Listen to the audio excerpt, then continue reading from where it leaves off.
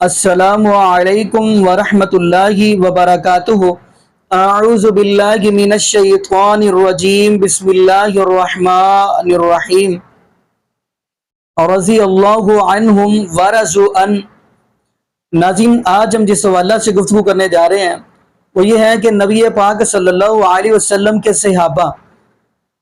تو ناظرین، جب کہ نبی پاک صلی اللہ علیہ وسلم کے صحابہ وہ ہیں جن کے بارے میں رب العالمین کا قرآن کہہ رہا ہے فَإِنْ آمَنُوا بِمِثْلِ مَا آمَنْتُمْ بِهِ فَقَدْ اهْتَدَوْا۔ فرمایا لوگوں ایمان ایسے لاؤ جیسے نبی پاک صلی اللہ علیہ وسلم کے صحابہ ایمان لے کر آئے۔ اور اگلی بات ہم کرتے چلے۔ ناظرین، آیا کہ میرے محبوب الاسلام کی بیٹی حضرت فاطمہ رضی اللہ تعالی عنہ، میرے محبوب الاسلام اپنی بیٹی حضرت فاطمہ رضی اللہ تعالی عنہ کے بارے میں فرمایا کرتے تھے الفاطمہ بضعۃ منی، جس نے میری بیٹی حضرت فاطمہ رضی اللہ تعالی عنہ کو پریشان کیا گویا اس نے میں محمد صلی اللہ علیہ وسلم کو پریشان کیا۔ آیا کہ ناظرین، حضرت فاطمہ میرے محبوب الاسلام کی بیٹی رضی اللہ تعالی عنہ، ان کو شہید کرنے والے کون تھے؟ اسی حوالہ سے آج ہم آپ کو گفتگو سنوانے جا رہے ہیں مولانا اسحاق کی اور مرزا علی الدین حفیظہ اللہ تعالی کی۔ پھر انشاءاللہ ناظرین اسی حوالہ سے آگے ہم بھی گفتگو کریں گے، تو آگے ناظرین مل کے وہ ہم گفتگو سنتے ہیں، پھر انشاءاللہ ناظرین آگے ہم بھی گفتگو کریں گے۔ علامہ صاحب، بات یہ ہے نا، آپ دیکھیں نا کہ جو مشہور اس وقت صحابی تھے، حضرت سلمان فارسی، حضرت ابو ذر غفاری، حضرت بلال، حضرت عمار بن یاسر، حضرت ابو ایوب انصاری، حضرت مقداد اور حضرت شعیب، حضرت علی علیہ السلام، یہ جو ہے نا اس میٹنگ میں شامل نہیں تھے جس وقت یہ شکیفہ جو ہے نا وہ شکیفہ میں یہ جو میٹنگ ہوئی تھی خلافت کی، تو پھر حضرت علی علیہ السلام نے جو ان کی بیعت وغیرہ نہیں کی تھی، یہاں تک کہ آپ کی جو تین میں نے سیدھیاں سنی ہیں جس میں آپ نے کہا ہے کہ جی عمر جو ہے وہ آگ لے کے آپ کی بیٹی کے دروازے پر آئے تھے اور وہ دروازے کو دھکا دیا تھا، ان کا بازو ٹوٹ گیا تھا، بچہ شہید ہو گیا تھا۔ آخر یہ سارا چکر پھر کیوں ہوا؟ یہ شاہ صاحب آپ نے اچھا کیا، میری بات کو دنیا میں بہت شیعہ حضرات نے وغیرہ سنی، میرے خلاف فتویٰ آپ تیار کر رہے ہیں، حالانکہ میں نے جب یہ بات بیان کی اس کا سیاق اور تھا، میں نے یہ نہیں کہا تھا کیسا ہوا، نہ میں اس کا قائل ہوں۔ اگر ہوا ہوتا سلیم بن قیس جس کا میں دیکھا اس کی جھوٹی کتاب کے علاوہ یہ باتیں ہوتی تو میں حضرت عمر کو حضرت عمر کیوں کہتا؟ میں آپ سے پہلے بڑھ کر اس کو برا بلا کہتا۔ یہ سارے قصے کے دروازہ توڑا گیا، آگ لگائی گئی پیٹ پر، یہ جعلی لوگوں کی روایتیں، شیعوں کی بھی میں نے دیکھ لی، ان کے بھی کوئی اس کے معتبر راوی نہیں، بنائی ہوئی بات ہے، ایسا کوئی قصہ نہیں ہوا۔ اور جو میٹنگ کی آپ بات کریں، میٹنگ تو کسی نے بلائی نہیں۔ حضرت ابوبکر عمر نے کوئی کٹ کیا ہوتا خلافت کے لیے تو ضرور ان کو بھی بلاتے۔ ہنگامی حالات ایسے پیدا ہو گئے کہ لوگ سارے حضور کے کفن رسموں میں لگے ہوئے تھے۔ اب وہاں ثقیفہ بنی ساعدہ میں انصار جمع تھے، کوئی وہ بھی سازش نہیں تھی، وہ سردار سے حضرت صاحب مدینے والے اکٹھے تھے کہ حضور کا انتقال ہو گیا، صدمے سے بیٹھے تھے، وہاں یہ بات چھڑ گئی اور چھڑنی فطری تھی کہ حضور کے بعد اب کیا انتظام ہوگا، اور شاید کوئی منافق بھی گھس گیا ہو کہ خانہ جنگی کرا دیں۔ وہاں بات چل گئی کہ مدینے والوں سے زیادہ حق کس کا ہے، ان کا شہر ہے، انہوں نے حضور کا ساتھ، باتیں بھی ٹھیک تھیں، سعد بن عبادہ سے زیادہ قابل کون ہے، اس کے حق میں ہوگا۔ حضرت ابوبکر عمر نے کوئی میٹنگ نہیں بلائی، انہیں تو خبر ملی کہ وہاں یہ اکٹھ ہے، انہوں نے پہلے کہا بھی ہے، شاہ صاحب روایتیں دیکھ لیں کہ یا کام کر یار ہم حضور۔ سوال ہے، اہل تشیع کے ممبروں سے عموماً بڑے ذمہ دار علماء کی جانب سے بھی سیدنا عمر فاروق رضی اللہ عنہ کو نعوذ باللہ سیدہ فاطمہ سلام اللہ علیہا کے قاتل کے طور پر پیش کیا جاتا نعوذ ہے، باللہ من ذالک۔ اور اس سے بھی بڑھ کر خطرناک بات یہ ہے کہ سیم اسی طرح کی گفتگو آپ کے مرشد مولانا اسحاق فیصلہ آبادی صاحب نے بھی فرمائی ہے۔ علی بھائی، اس حوالے سے آپ کا موقف کیا ہے؟ میں موقف تو اپنا بعد میں دیتا ہوں نا، پہلے تو یہ مولانا اسحاق صاحب کے اوپر جو اہل حدیث نے جھوٹ باندھا ہے نا، اللہ تعالیٰ ان کو ہدایت دے، ان لوگوں نے مولانا اسحاق صاحب کے ساتھ دو نمبری کی ہے، اور اس کے باوجود مولانا اسحاق صاحب نے اپنی زندگی میں ویڈیو ریکارڈ بھی کروا دی تھی، کلیریفیکیشن دی تھی کہ آپ نے میری ویڈیو آؤٹ آف کنٹیکسٹ پیش کی ہے۔ 40 اہل حدیث علماء نے مل کے ان کے اوپر گمراہی کا فتویٰ لگایا، حالانکہ مولانا اسحاق صاحب نے ریٹن میں ان کو دیا تھا کہ میری یہ بات یوں نہیں یوں تھی، وہ چونکہ اہل تشیع نے بھی آدھی ویڈیو کاٹ کے چڑھائی۔ سر، آپ اپنے بابوں کی آدھی ویڈیو کاٹ کے چڑھائیں، میں کبھی بھی اس کے اوپر کلپ نہیں بناؤں گا جب تک میں پوری بات دیکھ نہ لوں۔ میرے سے ابھی تک زندگی میں ایک دفعہ غلطی ہوئی ہے، وہ چپل والے مسئلے میں نے وہ کلپ ڈیلیٹ کرا کے تو اپنی رجوع ریکارڈ کروائی ہے، وہ مجھے کسی نے بتایا تھا کلپ، اس سے نہ پہلے نہ بعد میں نے کبھی، جب تک میں خود پوری بات سن نہ لوں میں کسی کے بارے میں بات نہیں کرتا. آپ یوٹیوب پہ کلپ ہے، جا کے لکھیں ڈڈ حضرت عمر مرڈر فاطمہ، انگلش میں ٹائٹل ہے. لاکھوں لوگوں نے دیکھا ہے مولانا اسحاق صاحب سے سامنے، یعنی ان فون کال کے اوپر ان کا فتاوی آن لائن پہ ان سے کوشچن ہوا ہے کہ آپ نے جو ہے وہ ایک مجلس میں کہا کہ حضرت عمر جو ہے وہ قاتل ہیں. تو انہوں نے پہلے تو پھکی دی ہے کہ اگر میں ان کو قاتل سمجھتا ہوتا تو میں حضرت عمر ان کو کہتا اور رضی اللہ عنہ کہہ رہا ہوتا جو میرے نبی کی بچی کا قاتل ہے. تم لوگوں کی عقل نہیں کام کرتی کہ اگر میں اس کو قاتل سمجھتا ہوتا تو میں اس کو رضی اللہ عنہ کہہ رہا ہوتا. Point to be noted. پھر انہوں نے کہا کہ بیسیکلی اس وقت یہ پرویز مشرف کا دور تھا جب وہ ناظم اور نائب ناظم ہوا کرتے تھے، تو وہاں پہ سنی شیعہ کنفلکٹ کو ختم کرنے کے لیے فیصل آباد سٹی میں ایک انہوں نے سیمینار کیا تھا. اس میں مولانا اسحاق صاحب کو بلایا، چونکہ مولانا اسحاق صاحب ہی تھے جو سنی شیعہ کے درمیان ایک کامن پرسنالٹی کے طور پہ ہیں جو اتحاد امت کی بات کر سکتے ہیں. باقی تو ہمیشہ وہ فرقہ وارانہ بات ہی کرتے ہیں توڑنے کی، وہ جوڑنے والی تھی، کرنے والے تھے. اس میں انہوں نے یہ بات کی تھی کہ جب شیعہ کو یہ بتایا گیا ہے شیعہ کے حوالے سے کہ حضرت عمر قاتل ہیں حضرت فاطمہ کے، نعوذ باللہ، تو انہوں نے گالیاں دینی ہے نا. انہوں نے یہ نہیں کہا تھا کہ میرا یہ عقیدہ ہے، اور ساتھ انہوں نے آگے جو بولا وہ انہوں نے کاٹ دیا. وہ ویڈیو وہ بھی لاکھوں لوگوں نے دیکھی ہے، پڑی ہوئی ہے، وہ آپ اوریجنل ویڈیو بھی دیکھ لیں بغیر کٹنگ کے. تو انہوں نے کہا سنیوں کو تو یہ بتایا گیا ہے کہ یہ دل و جان سے نبی کے جانثار تھے ابو بکر و عمر، تو انہوں نے تو شانیں ہی بیان کرنی ہے نا. تو یہ انہوں نے کاٹ دیا. تو انہوں نے تو یہ بات بھی کی تھی. پھر انہوں نے کلیئر کیا کہ میں حضرت عمر کو نعوذ باللہ سیدہ فاطمہ کا قاتل نہیں سمجھتا، نعوذ باللہ من ذالک، استغفر اللہ واتوب الیہ. انہوں نے کہا کہ یہ سنی اور شیعہ دونوں کو گمراہ کیا نا جس کتاب نے. سنیوں میں تو بہت کم لوگ ہیں، شیعہ میں زیادہ ہیں، چونکہ یہ سودا مصائب والا بکتا ہے. تو مولانا اسحاق صاحب اکثر کہتے تھے، اور میں بھی شیعہ سے کہتا ہوں، وحدت امت والی ان کی ویڈیو میں انہوں نے کہا ہے کہ پہلے اصول اور مبادی طے کریں، اور یہ جو آپ محرم کے دنوں میں مصائب بیان کر رہے ہیں نا، ان مصائب کی پہلے اسناد بیان کریں اپنے اصول شیعہ کی احادیث کی کتابوں میں سے، اصول حدیث کے اوپر جب ثابت ہوں تو پھر بیان کریں، کہانیاں نہ کروائیں. جیسے وہ اگلے دن میں نے وہ کتاب پڑھی ان کی صلح حسن کے اوپر آئی ہے، ظہور احمد فیضی صاحب کی، بڑی بڑی پھکی دی تھی انہوں نے خود بریلویوں کو.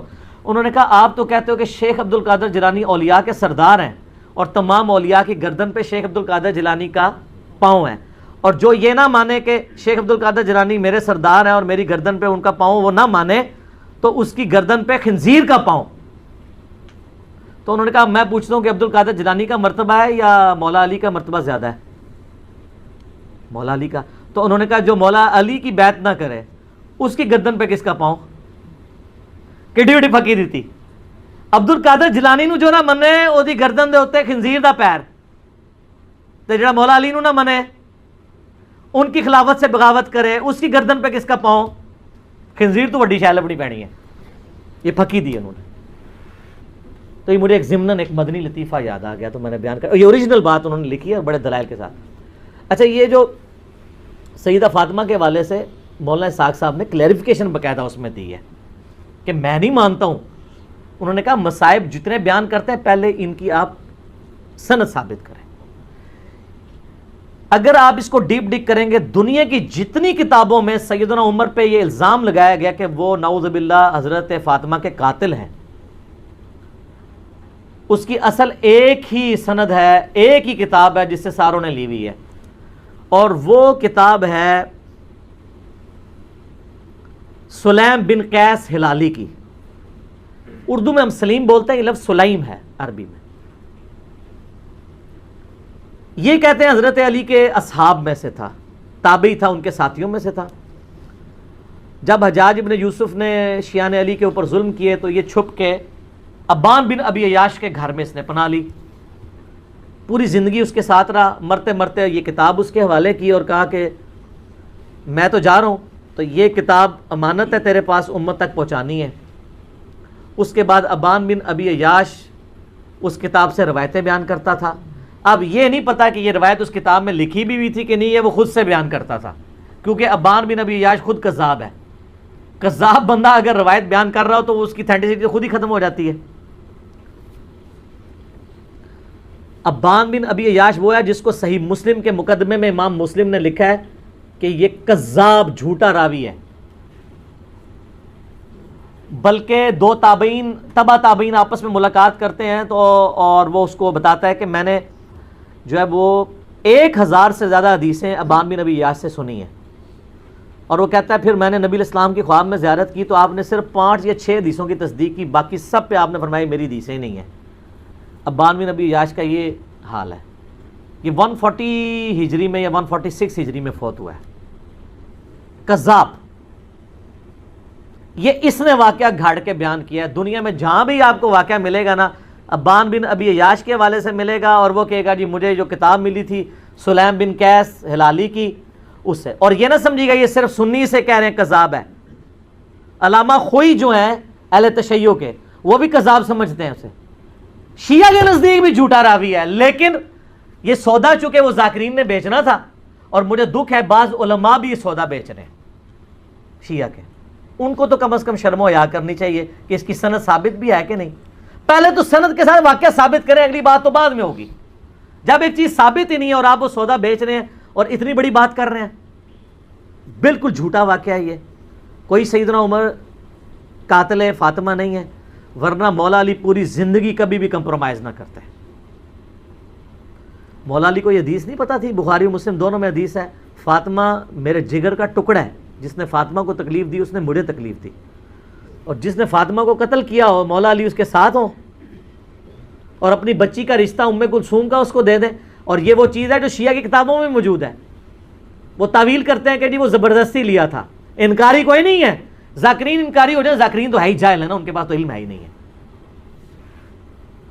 حضرت عمر چاہتے تھے میری اہل بیت کے ساتھ نسبت کام آئے مجھے قیامت والے دن، تو حضرت علی سے ان کی بچی کا رشتہ مانگا، تو اس طرح ہوتا۔ پھر حضرت علی رضی اللہ تعالیٰ عنہ چیف جسٹس کا عہدہ قبول کرتے حضرت عمر کے دور کے اندر، کہ تو میرے بیوی کا قاتل ہے تو ہاں میں تیرا عہدہ قبول کرتا ہوں۔ اور ناج البلاغہ سے میں نے خطبہ بتایا، جنگ قادسیہ میں جانے سے روکا ہی مولا علی نے کہ عمر اگر تو مارا گیا تو پیچھے ہمارا ستیہ ناس ہو جائے گا۔ ان کی جان کو قیمتی سمجھتے ہوتے، اپنے بیوی کی قاتل، اور بیوی نہیں صرف جنتی عورتوں کی سردار، بخاری مسلم میں حدیث ہے میری بیٹی فاطمہ جنتی عورتوں کی سردار ہے، اور ترمذی میں آگے الفاظ ہیں حسن و حسین جنتی نوجوانوں کے سردار ہیں۔ تو ہم تو مولا علی کے ساتھ کھڑے ہیں بھی علیہ السلام، وہ شیخین کے ساتھ رہے، خلفائے ثلاثہ کے ساتھ رہے۔ میرا یوٹیوب پہ کلپ ہے خلفائے ثلاثہ کی شان مولا علی کی زبانی نہج البلاغہ سے، سنی کتابوں سے نہیں، شیعہ کی نہج البلاغہ سے، لاکھوں لوگوں نے دیکھا ہے، ایچ ڈی کیمرے میں نے سارے خطبات دکھائے ہیں۔ یہ بالکل جھوٹ ہے کہ وہ نعوذ باللہ سیدہ فاطمہ کے قاتل تھے، اور کہتے ہیں دروازہ پھینک دیا۔ اللہ کے بندو دروازے تو اس ٹائم ویسے ہی کوئی نہیں تھے۔ ہاں میں قرآن سے ثابت کرتا ہوں، قرآن میں ہے جب کسی کے گھر جاؤ تو اجازت لو، اعلیٰ ہونا چاہیے تھا دروازہ کھٹکھٹاؤ، کیونکہ اگلے زمانوں میں ابھی بھی گاؤں ایریا میں آپ چلے جائیں تو صرف پردے لٹکے ہوتے ہیں، باہر سے صرف آواز لگاتے ہیں میں اندر آ سکتا ہوں، عورتیں پردہ کر لیں چلے جاتے۔ اسی لیے تو مسلم شریف میں حدیث آتی ہے نا کہ نبی علیہ السلام کی چارپائی کے نیچے وہ ایک کتے کا پلہ چلا گیا تھا تو حضرت جبرائیل اندر ہی نہیں آئے تھے۔ اوریجنل سگے مدینہ، اصلی مدینہ دا کتا ٹر گیا سی تو جبرائیل نہیں سنائے، پھر اس کو نکالا تو پھر وہ جبرائیل علیہ السلام آئے، ان کا ہم کتے والے گھر میں نہیں جا سکتے۔ سگے مدینہ والا بھی میرا کلپ دیکھ لیں۔